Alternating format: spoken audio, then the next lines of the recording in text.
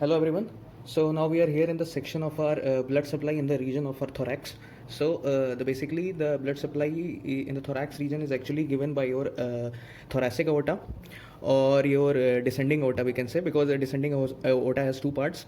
So when it is in the region of your thorax, that is above your diaphragm, this is your diaphragm, then it is called as thoracic aorta. When it reaches by piercing your aortic orifice in the diaphragm, it then continues as abdominal aorta, okay, in the visceral for the blood supply of your visceral organs, internal organs. Okay, so before that it is called thoracic aorta. So we will see the branches from your thoracic aorta actually. So this is your ascending aorta till here, and then this is arc of aorta, and then at the level where the subclavian artery ends left, now from there it is called as thoracic aorta. So okay, so for the topography, this is your level is your T4.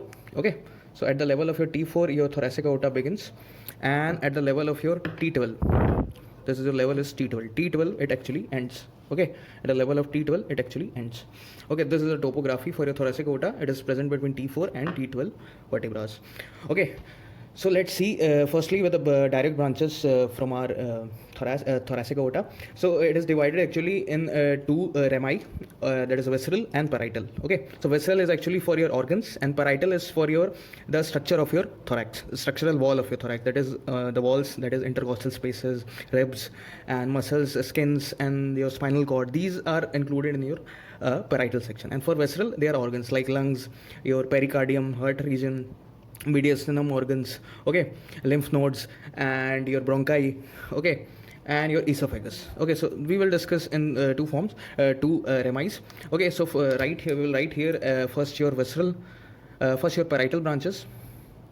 We will discuss first parietal branches. So parietal branches, here we will write one by one. So let's begin with first parietal branch. So actually the first parietal branch actually arises with the third, in your third intercostal space. Okay, so actually it is posterior intercostal artery. Okay, so from here like this it goes till your 12th, like this. This is your posterior intercostal artery. Okay, directly arises from your thoracic aorta. This is your 3, 4, 5, 6, 7, 8, 9, 10, 11, and this is your 12. Okay, so these are your posterior intercostal artery. 1, 2, 3, 4, 5, 6, 7, 8, 9, 10. So 10 pairs of posterior intercostal arteries are there. So this is from your left side. So right side, like this, right side will be also there. So total 10 pairs. Okay, from 3 to 12th rib or intercostal space. Okay, so these are your posterior intercostal artery. So first branch is your posterior intercostal artery. Okay, so these all are your posterior intercostal artery. Okay, now next branch which arises for completing your first and second intercostal space. So from third it is from your thoracic aorta, but for first and second posterior intercostal artery, it actually arises from your costocervical trunk. So costocervical trunk is actually your branch from your subclavian artery. So it gives two supreme posterior intercostal arteries for the first two intercostal space. So this one is your first and this one is your second. Okay, so these are your first and second intercostal space. So we are complete with the 12 intercostal space or posterior 12 intercostal arteries. The first and second arises from your, this is your supreme intercostal artery. Supreme intercostal artery on the posterior side. Okay, on the posterior side. So the first two arises from your costocervical trunk, posterior intercostal artery, and other from the level of 3 to 12, it arises directly from your thoracic aorta. Okay, so this actually is your thoracic aorta. Okay. Okay, so now let's see another branches which directly arises from your thoracic aorta. Okay, so the last one is actually your, the 12th one, which is between your diaphragm and your last rib, is your actually your subcostal artery. So this 12th one is actually called as subcostal artery. Subcostal artery. And from the border there arises a artery for your diaphragm. Okay, so for the superior and the posterior surface of diaphragm. Okay, so this is your superior phrenic artery. Superior phrenic artery. Okay, so this supplies your posterior and the superior aspect of your diaphragm, and it arises from the base of your thoracic aorta for the diaphragm. Okay, so uh, so these are the direct branches from your thoracic aorta. Now let's see what is the anastomosis of your posterior intercostal costal artery with your anterior intercostal artery, from where your anterior intercostal artery actually comes. So as you know that from the starting of your subclavian artery, from the below side of your subclavian artery, there arises your internal thoracic artery. You know that it just at the level of your sixth or your above your seventh rib, it actually divides. The one branch goes as your musculophrenic, and from here it continues as your superior epigastric artery. Okay, so it goes to your epigastric region. So this is your internal thoracic artery. Okay, so from your internal thoracic artery actually, for all the for the first six intercostal space, there arises your anterior intercostal artery. So from this arises like this. From here it just does anastomosis like here, and from here it does with your second one, and from here it does with your second one, here does with your third one, from here it does with your fourth, your fifth, and till sixth. Till sixth arises from your anterior intercostal artery till the level of your sixth posterior intercostal.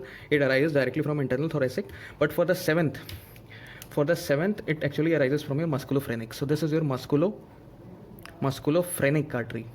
Okay, musculophrenic artery. So this is your musculophrenic artery. Okay, so after the level of your seventh rib, this internal thoracic artery is actually now called as superior epigastric artery. Here it is your superior epigastric artery, and before that it gives a branch to your muscular and the phrenic area, diaphragm area. Okay, so from there your seventh, from a musculophrenic, your arises your anterior intercostal from 7th, 8th and 9th. Okay, so these all black colors are your anterior intercostal artery. So it is clear that all the 9 doesn't arises directly from your internal thoracic. First 6 arises from internal thoracic, but 7th, 8th and 9th arises from your musculophrenic artery. Okay, so these are your anterior intercostal artery. And from your posterior intercostal artery, some dorsal, in the beginning of your posterior intercostal artery, some dorsal branch arises. You can consider it as the small branches, which actually supplies your spinal cord. So at the level of your vertebral column, it actually supplies in the dorsal side, okay, for the spinal cord or back muscles. Okay, back muscles, skins, nerves, blood, nerves, and your fascias are there. So these are actually supplied by your dorsal branch of your posterior intercostal artery. So some small branches arises directly from your posterior intercostal artery. Okay, so remember that the back muscles and spinal cords, skins in the back region, back muscles are trapezius and all that, rhomboids. Okay, so these are supplied by the dorsal branch. So this is your dorsal branch. Okay, so just remember this. And some branch goes at the above level goes to your mammary glands also. In females especially, they are present for that only in the mammary, for the mammary gland. Okay, so they arises actually from your posterior intercostal artery. Okay, so this was your anastomosis around your intercostal space, and this was your subcostal artery, the 12th one, and the last branch was your phrenic artery. So we have 3 branches in your parietal area. Okay, so first one is your posterior intercostal artery, subcostal artery, and your superior phrenic artery. Okay, it is clear.